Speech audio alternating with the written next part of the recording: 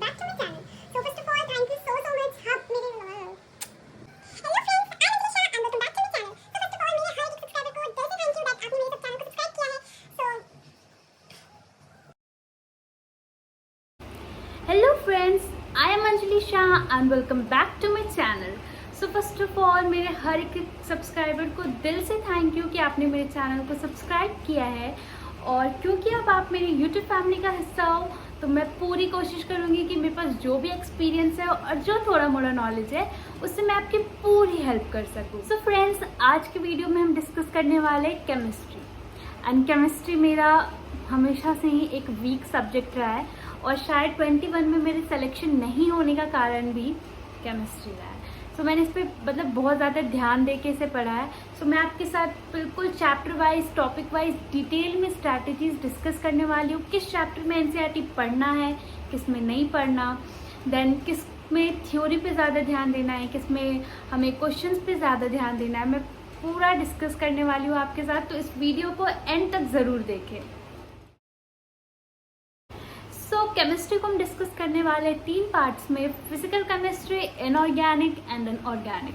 So starting with physical chemistry, इसमें मैंने 2 chapters को सेम तरीके से पढ़ा एंड देन बाकी चैप्टर्स को एक डिफरेंट तरीके से पढ़ा. तो 2 चैप्टर्स में आते हैं solid state and surface chemistry. तो इनका क्या है ना, मैंने सबसे पहले तो लेक्चर सुना, मतलब क्लास में इसमें कर रही थी तो मैंने क्लास में से ध्यान से पढ़ा.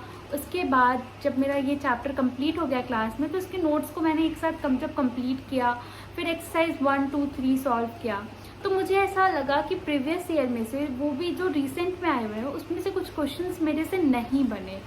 देन मैंने उसके मतलब डिटेल में देखा कि आखिरकार ये क्वेश्चन आ कहाँ से रहे हैं. फिर इस चक्कर में मैंने खोला इसकी एनसीईआरटी और एनसीईआरटी से ही आया था बिल्कुल लाइक उठ के. लाइक सरफेस केमिस्ट्री का जो एक बॉक्स बना हुआ है उसमें आप एनसीईआरटी खोलोगे तो आपको दिखेगा पॉजिटिवली चार्ज और नेगेटिवली चार्ज कोलॉइड का, तो वहाँ से क्वेश्चन आया था. फिर सॉलिड स्टेट में भी आपका जो ब्रेविश लेटिस का जो एक बॉक्स बना हुआ है उसमें से क्वेश्चन आया हुआ था. एंड देन उसके डिफेक्ट्स वाले पार्ट में से बिल्कुल बीच में से एक लाइन जो कि उसमें 2 बार रिपीट की हुई है वो आया था. तो इसलिए मैंने इन दोनों चैप्टर्स की एक बार एनसीईआरटी पढ़ी.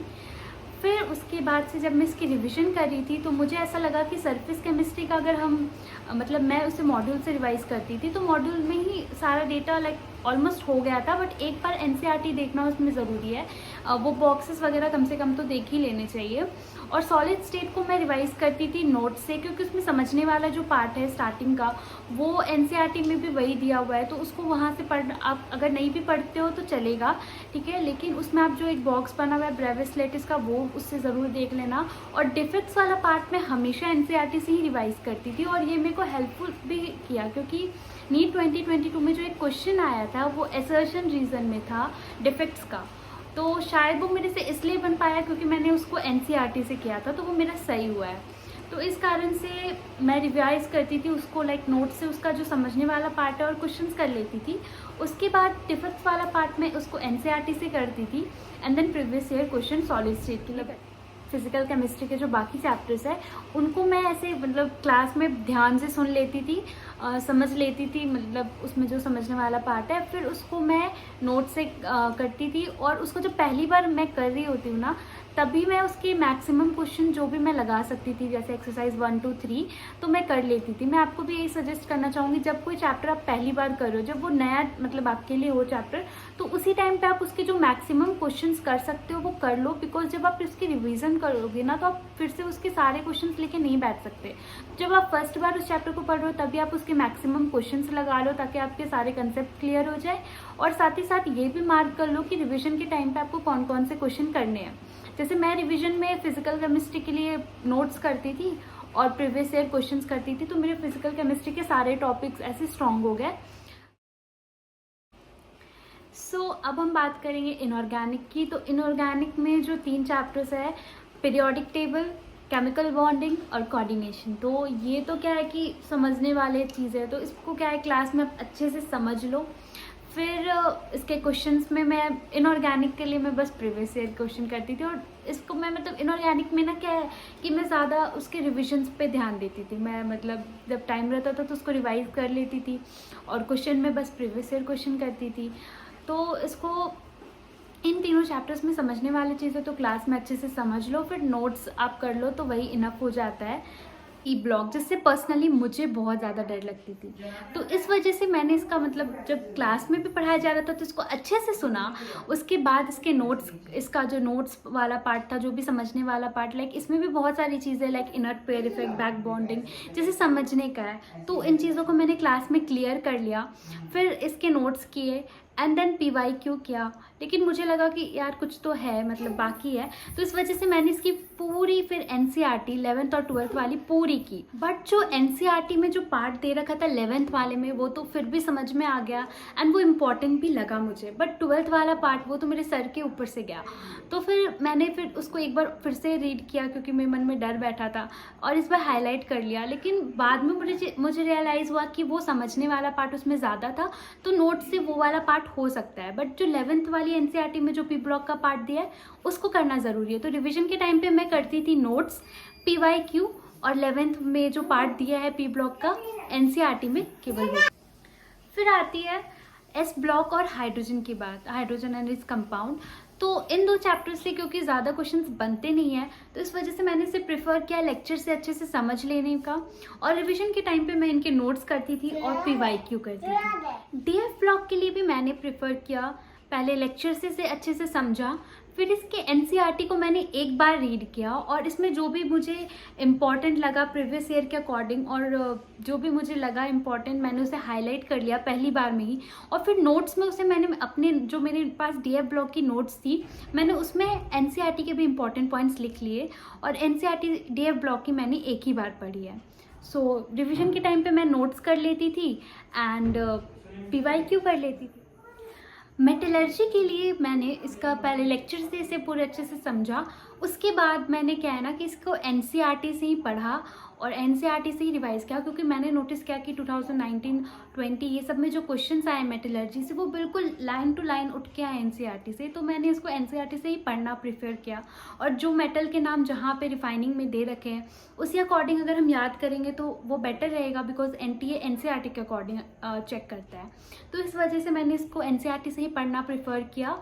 और मतलब इसमें जो बीच में एक एलिंगम डायग्राम का वो एक्सप्लेनेशन वाला पार्ट है, वही इसके NCERT को आई थिंक थोड़ा बोरिंग बनाता है। तो उसमें जब आपको भी पढ़ाया जाएगा क्लास में, तो उसका एक क्लास में समरी होता है कि नीचे वाले ऊपर वाले को रिप्लेस करता है, समथिंग लाइक दैट। तो वो आप ऊपर में लिख लो, और उसके बाद उस वाले पार्ट को आप छोड़ सकते हो। बाकी जो स्टार्टिंग में ओर्स वाला पार्ट है एंड देन उसके बाद मेटल एक्सट्रैक्शन और रिफाइनिंग वाला पार्ट है, वो आप मैंने उसी से किया है, NCERT से ही मैंने किया है, और ये चीज़ मुझे बेनिफिशियल भी लगा था इस चैप्टर के लिए। अब बात करते हैं ऑर्गेनिक केमिस्ट्री की। तो ऑर्गेनिक केमिस्ट्री में नॉमेनक्लेचर, आइसोमेरिज्म, GOC1, GOC2, ये मुझे समझने वाला पार्ट लगा, तो मैंने इसे लेक्चर से अच्छे से समझा एंड देन रिवीजन मैंने इसके नोट से किया, और क्वेश्चन के नाम पे PYQ किया। बाकी टेस्ट में जो क्वेश्चन आते थे उन्हें भी मैं सीरियसली देखती थी, एनालिसिस करती थी। तो ये था मेरा क्वेश्चंस वगैरह। और इसमें क्या है ना कि बहुत सारे रिएक्शंस कभी कभी हमें इंस्टीट्यूट वाले एक्स्ट्रा लिखवा देते हैं कोई भी चैप्टर में। तो इसमें आप क्या कर सकते हो कि NCERT एक बार खोल के देखो, उसमें जो रिएक्शंस दिखे हैं एग्जाम में अगर आना होगा क्वेश्चन तो उन्हीं रिएक्शंस में से आएंगे। तो इस वजह से उन रिएक्शंस को मैं नोट कॉपी में इंपॉर्टेंट मार्क कर लेती थी और उन पर थोड़ा ज़्यादा फोकस करके उन्हें पढ़ती थी।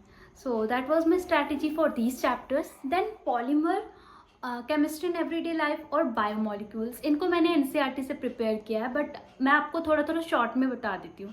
एक पॉलीमर में ज़्यादातर क्वेश्चन बनते हैं एडिशन और कंडेंसेशन पॉलीमर पे बेस्ड। तो इसमें आप क्या कर सकते हो, इस चैप्टर के लिए एक चार्ट बना लो जिसमें आप एक तरफ एडिशन पॉलीमर और एक तरफ कंडेंसेशन पॉलीमर लिख लेना। एंड इसमें क्या है ना कि आप लाइक पॉलीथीन लिखा तो ये किससे बना है, ईथीन से बना है, तो ऐसे करके लिखेंगे कि ईथीन से पॉलीथीन। और यूजेस अभी तक तो ऐसे नीट में नहीं आए हैं, तो उस पर उतना मैंने फोकस नहीं किया था यूजेस पे, बट फिर भी थोड़ा मोड़ा जो था एक दो बार देख लिया था। मतलब NCERT मैंने इसकी एक दो बार रीडिंग मारी है, बट वो चार्ट मैंने भी प्रिपेयर किया था एडिशन और कंडेंसेशन का, जिसमें मैंने वो किससे बना है और क्या बना है वो चीज़ ऐसे लिख लिया था, और वो किस कैटेगरी में आता है कोई कंपाउंड वो वैसे मैंने लिख लिया। बायोमोलिक्यूल्स चैप्टर की अगर मैं बात करूँ तो वो तो हमारा बायोलॉजी में ही क्लियर रहता है, तो यहाँ से भी यहाँ पे आप एक दो बार उसकी NCERT रीड कर सकते हो बायोमोलिक्यूल्स चैप्टर की। और जो उसमें एक्स्ट्रा थोड़े मोड़े पॉइंट्स दे रखे हैं आप उन्हें हाईलाइट करके रखो, ठीक है। और केमिस्ट्री इन एवरीडे लाइफ की अगर मैं बात करूँ तो इसमें बहुत सारी चीज़ें दे रखी है, लाइक क्या यूज़ है किसी केमिकल का एंड ऑल सब कुछ दे रखा है। बट इसमें से मैंने जैसा मतलब पैटर्न नोटिस किया है तो इसमें आता है कि लाइक नाम ही ज़्यादा पूछते हैं केमिकल के, कि एंटीबायोटिक्स में कौन कौन से आ रहे हैं नाम। तो आप इसमें क्या कर सकते हो, सबसे पहले तो आप एक इसका चार्ट बनाओ जिसमें आप जो एनसीईआरटी में केमिकल्स लिखे हैं केवल हमें वही याद करना है क्योंकि एग्ज़ाम में वही आने वाले हैं। तो पहले आप जैसे लाइक एंटीबायोटिक लिखा हो उसमें जो जो एनसीईआरटी में दे रखा है वो नेम्स लिख लिए, और उसका आपको एक ट्रिक या तो खुद से बना लो या फिर आप यूट्यूब से हेल्प ले सकते हो। एंड अगर आप कहोगे तो मैं भी इस पर एक वीडियो बना दूंगी। सो आप ये चीज़ें कर सकते हो और वो चैप्टर भी आपका क्लियर हो जाएगा, एग्ज़ाम के लिए रेडी हो जाएगा। तो और जो बचा like environmental and qualitative and quantitative analysis, तो इन चैप्टर्स को मैंने एक एक बार तो किया है एनसीईआरटी से, बट इसमें बहुत सारा डेटा दे रखा था जो कि मुझे याद करना उतना बेनिफिशियल भी नहीं लगा क्योंकि एग्ज़ाम में तो कभी कभी इनसे क्वेश्चन बनते हैं। तो अगर मेरे टेस्ट या कभी आते थे इन चैप्टर से क्वेश्चन तो मैं उसको सीरियसली एनालाइज करती थी, उनका आंसर्स देखती थी, और ये चीज़ मुझे बहुत ज़्यादा फ़ायदा किया है क्योंकि इस बार एक क्वेश्चन आया था क्वालिटेटिव एनालिसिस से या फिर ऐसे, तो वो मुझे मेरे टेस्ट में एक बार वैसा क्वेश्चन आया था, उससे मैंने उस क्वेश्चन को सॉल्व कर लिया और वो मेरा सही भी हो गया।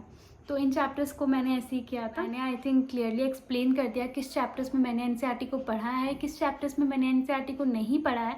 बट ऐसा बिल्कुल नहीं है कि मैंने जो आपको कहा है आप वही फॉलो करो, आप खुद के अकॉर्डिंग भी कर सकते हो।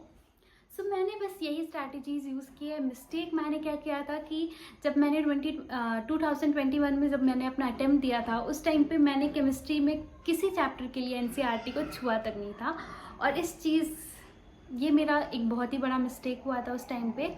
तो ये चीज़ आप रिपीट ना करें। एंड 2023 एस्पिरेंट्स के लिए ये मैसेज है कि आप 2019, 20, 21, 22 इन चारों पेपर को ही अपना बेसिस मानो, बिकॉज आपका जो पैटर्न रहेगा वो कहीं ना कहीं इन पेपर्स के जैसा ही रहेगा।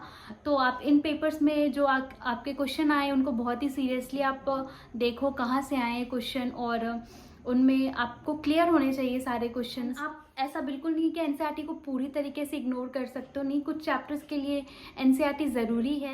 That's all for the video, hope you like the video. अगर आपको कोई और भी डाउट है केमिस्ट्री से रिलेटेड तो आप मेरे कमेंट सेक्शन में पूछ सकते हो मुझसे। Do like and share my video and subscribe to my channel. Thank you for watching. Bye bye, take care.